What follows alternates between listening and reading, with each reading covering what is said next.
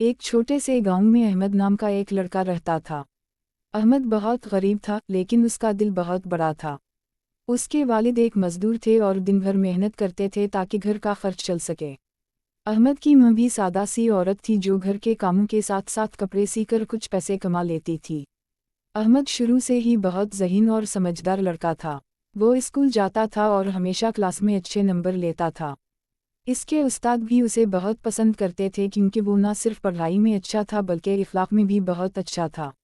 لیکن احمد کے دل میں ایک خواب تھا۔ وہ بڑا ہو کر ایک بڑا انسان بننا چاہتا تھا تاکہ اپنے والدین کی غربت ختم کر سکے۔ ایک دن احمد اسکول سے واپس آ رہا تھا کہ اس نے راستے میں ایک بوڑھے آدمی کو دیکھا۔ وہ بوڑھا آدمی بہت پریشان لگ رہا تھا اور زمین پر کچھ ڈھونڈ رہا تھا۔ احمد نے قریب جا کر پوچھا، بابا جی آپ کیا ڈھونڈ رہے ہیں؟ بوڑھے آدمی نے اداس آواز میں کہا، بیٹا میری جیب سے کچھ پیسے گر گئے ہیں، وہی ڈھونڈ رہا ہوں۔ احمد نے فوراً زمین پر نظر دوڑانا شروع کر دی۔ کچھ دیر بعد اسے واقعی چند نوٹ مل گئے۔ اس نے وہ نوٹ اٹھائے اور بوڑھے آدمی کو دے دیے۔ بوڑھا آدمی بہت خوش ہوا۔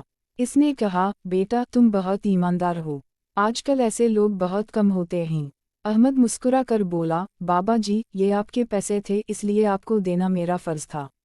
بوڑھے آدمی نے احمد کو دعائیں دیں اور وہاں سے چلا گیا۔ چند دن بعد احمد کے اسکول میں ایک نیا مہمان آیا۔ وہ ایک امیر اور مشہور تاجر تھا جو بچوں کو محنت اور ایمانداری کے بارے میں بتانے آیا تھا۔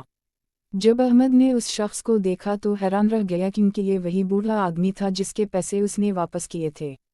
اس تاجر نے اسٹیج پر کھڑے ہو کر کہا، آج میں تم سب کو ایک کہانی سنانا چاہتا ہوں۔ اس نے احمد کے بارے میں بتایا کہ کس طرح ایک چھوٹے سے لڑکے نے اس کے پیسے واپس کیے تھے۔ پھر اس نے احمد کو اسٹیج پر بلایا۔ احمد تھوڑا گھبرا گیا لیکن پھر بھی اسٹیج پر چلا گیا۔ تاجر نے سب کے سامنے کہا، یہ لڑکا صرف پڑھائی میں ہی اچھا نہیں بلکہ کردار میں بھی بہت بڑا ہے۔ پھر اس نے احمد کو ایک اسکالرشپ دینے کا اعلان کیا تاکہ وہ اپنی پڑھائی جاری رکھ سکے۔ احمد کے استاد اور دوست سب بہت خوش ہوئے۔ احمد کی آنکھوں میں خوشی کے آنسو آ گئے۔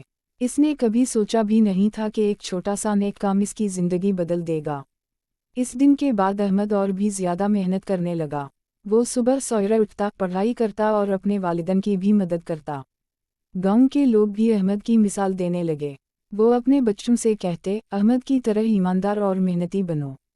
وقت گزرتا گیا اور احمد نے اسکول میں ہمیشہ پہلی پوزیشن حاصل کی۔ پھر وہ کالج میں داخل ہو گیا۔ کالج میں بھی اس نے بہت محنت کی۔ کئی بار اسے مشکلات کا سامنا کرنا پڑا لیکن اس نے کبھی ہمت نہیں ہاری۔ اسے ہمیشہ اپنے والدین کی محنت یاد رہتی تھی۔ ایک دن احمد نے اپنی ماں سے کہا، امی ایک دن میں آپ کو بہت خوش کروں گا۔ ماں نے مسکرا کر کہا، بیٹا ہمیں تم پر فخر ہے۔ کچھ سال بعد احمد نے اپنی تعلیم مکمل کر لی اور ایک بہت بڑی کمپنی میں ملازمت حاصل کر لی۔ اس کی تنخواہ بھی اچھی تھی۔ اس نے سب سے پہلے اپنے والدین کے لیے ایک اچھا سا گھر خریدا۔ جب اس کے والد نے نیا گھر دیکھا تو ان کی آنکھوں میں آنسو آ گئے۔ انہوں نے کہا، بیٹا تم نے ہماری ساری زندگی کی محنت کا صلہ دے دیا۔ احمد نے کہا، ابا یہ سب آپ کی دعاؤں کا نتیجہ ہے۔ آہستہ آہستہ احمد کی کامیابی کی کہانی پورے علاقے میں مشہور ہو گئی۔ لوگ اسے عزت کی نگاہ سے دیکھتے تھے۔ لیکن احمد کبھی غرور میں نہیں آیا۔ وہ ہمیشہ عاجزی سے پیش آتا تھا۔ ایک دن وہ اپنے پرانے اسکول گیا جہاں اس نے تعلیم حاصل کی تھی۔ اسکول کے بچوں نے اسے دیکھ کر بہت خوشی محسوس کی۔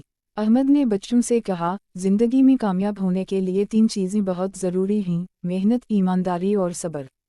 اس نے بچوں کو بتایا کہ اگر انسان سچائی اور محنت کے راستے پر چلے تو ایک دن کامیابی ضرور ملتی ہے۔ بچے اس کی باتیں بڑے غور سے سن رہے تھے۔ اس کے استاد بھی اس پر فخر محسوس کر رہے تھے۔ احمد نے اسکول کے غریب بچوں کے لیے ایک فنڈ بھی قائم کیا تاکہ وہ اپنی تعلیم جاری رکھ سکیں۔ اس کا ماننا تھا کہ تعلیم ہر بچے کا حق ہے۔ کچھ سال بعد احمد ایک کامیاب انسان بن چکا تھا، لیکن اس کے دل میں آج بھی وہی سادگی تھی۔